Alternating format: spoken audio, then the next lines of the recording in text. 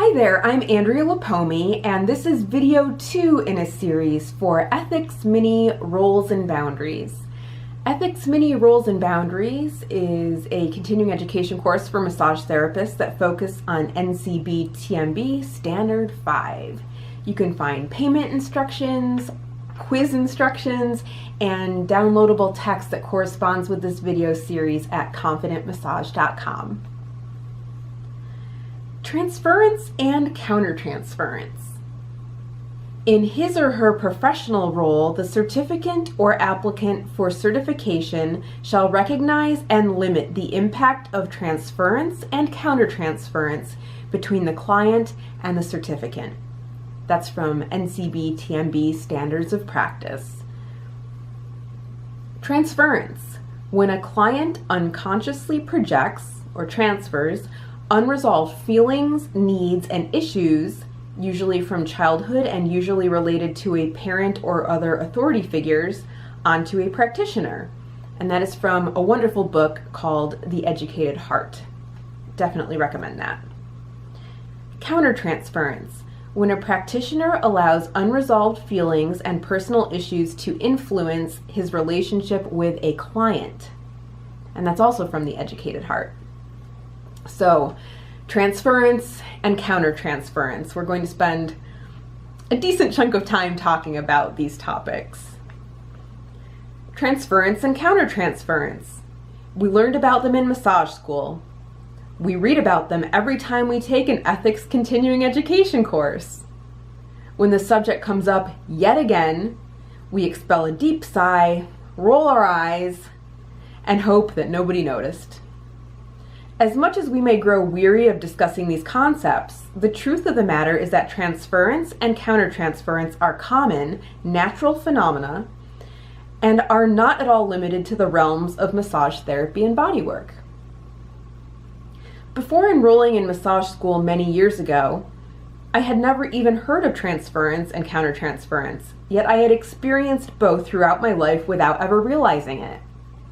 The most common lifelong examples for me were desiring attention from certain people with certain traits, doing a crappy job at handling rejection, fearing hurting certain people's feelings with even the most gently delivered honesty, and suffering weirdly emotional outbursts at the hands of various acquaintances.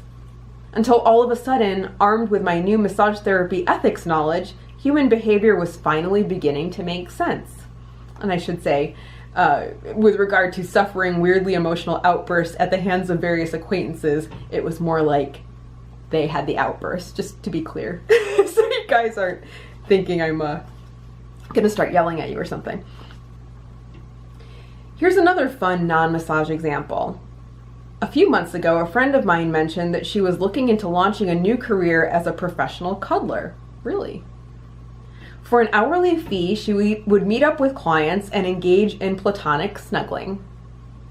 I think she'd be great at this, honestly, and she's very kind, ethical, caring, and cuddly.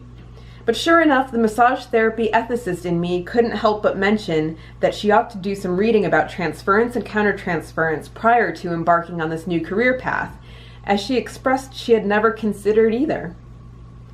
Falling blindly into a pit of transference and countertransference without any prior knowledge of the concept has the potential to be emotionally confusing at best and disastrous at worst. And I'd hate to see something like this happen to my sweet, well-intentioned friend.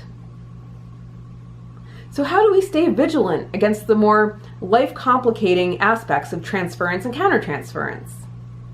One word: awareness. By recognizing the early signs and feelings associated with both, we can check in with our boundaries to make sure everything's shipshape before things spiral out of control. Do we feel emotionally vulnerable around certain clients? Do we get butterflies?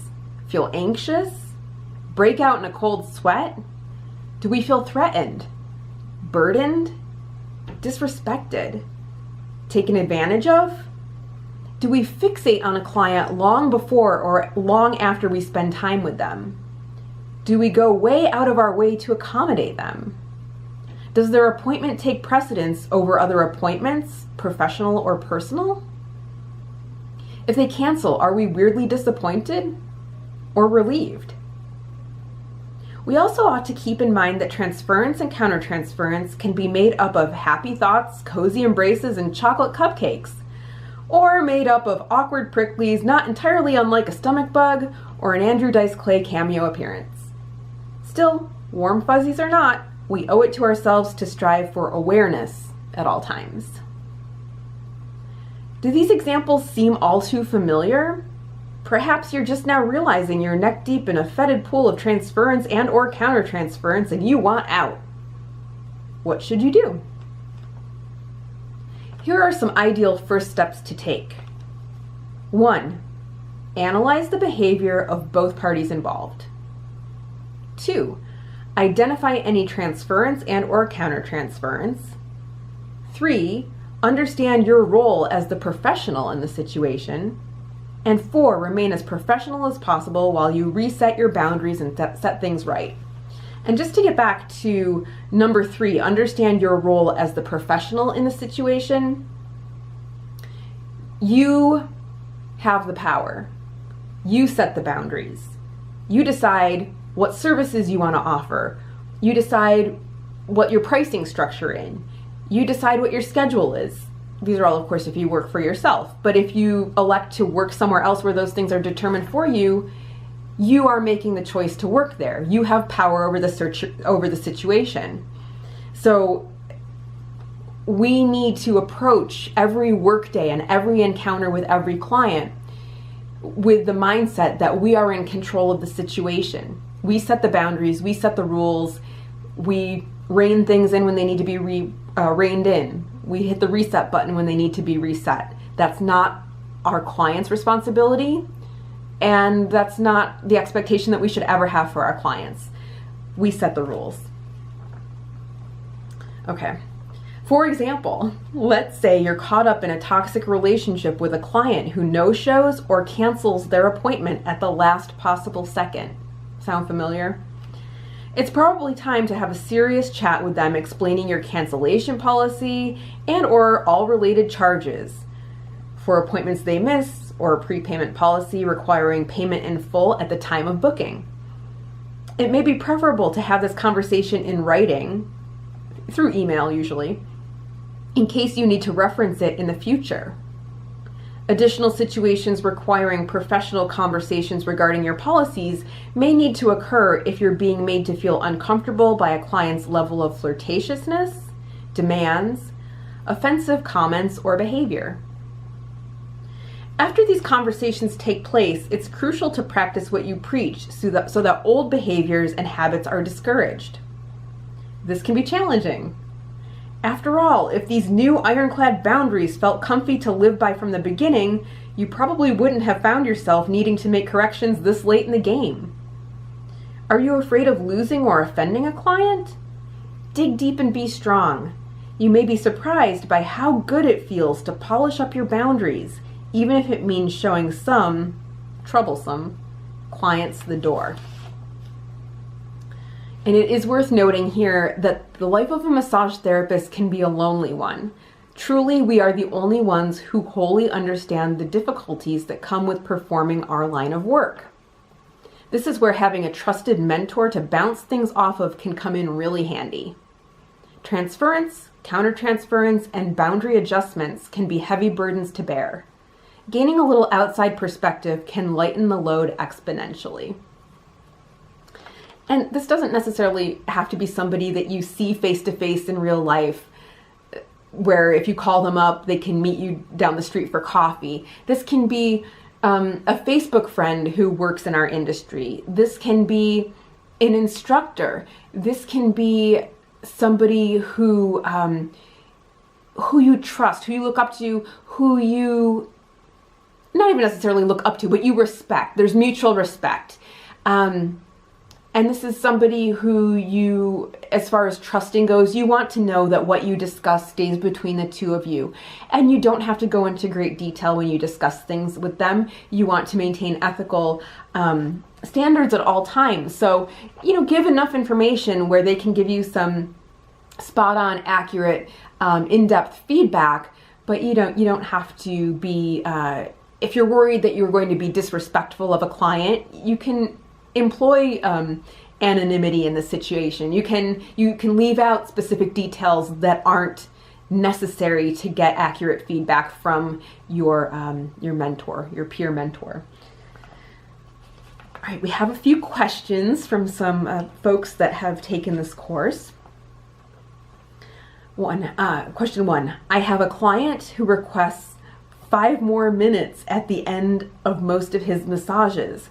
It makes me uncomfortable, but I find myself saying yes to this request often. Help.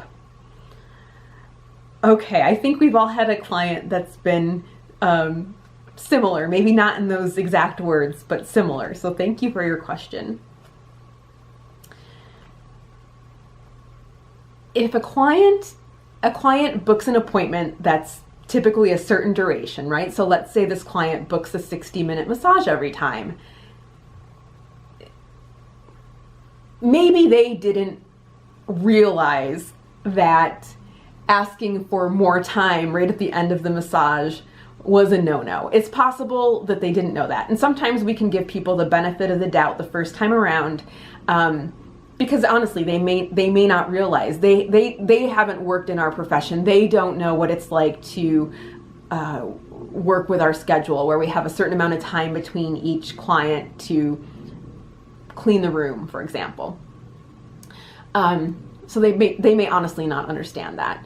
So we don't want to, when you're fixing this situation, which I agree, it needs to be remedied because you're not feeling good about it, and you need to rein in control, and you need to take back your massage table. What you may want to consider doing, because we're giving them the benefit of the doubt in round 1, they probably don't take things personally. We tend to take things way personally. We probably shouldn't do that. We'll get farther in life when we don't take things personally. Probably an honest mistake.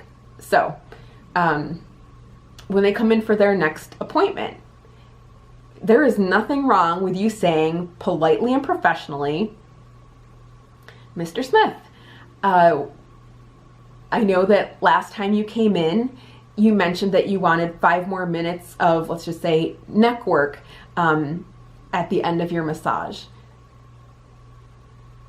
If you feel that you benefited from the extra work there, let's plan ahead. Let's discuss this now so that I can incorporate that work into your session, into your 60-minute session. Nothing wrong with that. You are taking control of the situation. You are using great communication skills.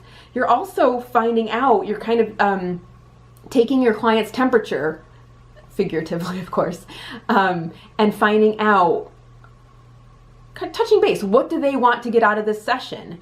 What do they feel? Maybe they felt like they honestly weren't getting enough neck work in the previous sessions where they asked for 5 more minutes. And maybe this was their way of hinting, hey, next time, could you spend extra time on my neck within the session? So I think that's going to be a useful way to approach the situation, because you do need to take control of the situation. Is it necessarily transference and countertransference happening here? In my opinion, it could go one of 2 ways. With Mr. Smith and his approach asking for 5 more minutes, if he's just asking for 5 more minutes because it actually is that he needs extra neck work and that's his way of broaching the subject with you, probably not transference directly related to you as a person. If he's being passive aggressive in his communication technique, that's more likely to be transference. So it's really dependent on the specifics of the situation. But if he is requesting 5 more minutes intentionally at the end of the session to test you, to push boundaries, to look for extra attention or special treatment from you, that could be transference. And of course, if any of those things are happening, if that's the reason why, that needs to be remedied, because there's really no good outcome that can come from any of that. And then as far as you being uncomfortable but finding yourself saying yes to the request anyway, that could definitely be countertransference. Perhaps there's something that happened in your past where you are hesitant to, fearful to assert yourself, to communicate honestly, even kindly and professionally and politely, because you're a professional and that's what you would do the first time around with Mr. Smith. That very likely could be countertransference. So it's probably a good idea to just be, shed some light on it, be introspective, and maybe trace back where that fear comes from. And I'm certainly not, of course, scope of practice, I'm certainly not playing the part of your counselor or psychiatrist. I am just sharing my insight as a massage therapist who has encountered similar situations in the past. And definitely there have been times when I personally have had to look at, why am I reacting this way? And a lot of times it did come with taking the path of least resistance, letting a client call the shots, not regaining control of my massage table in my massage room.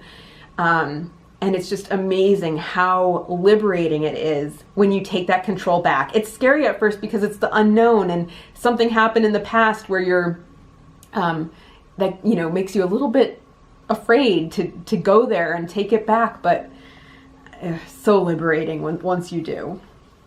So I hope that answer helps. So you are definitely going to have to address it with Mr. Smith. And like I said, first time around, give him the benefit of the doubt. Easiest way, probably the most beneficial way for both of you, is to preempt the next session with an honest conversation about acknowledging that he does ask for the extra time at the end, respectfully, and then finding out what you can do so that you meet his expectations within the 60-minute time frame.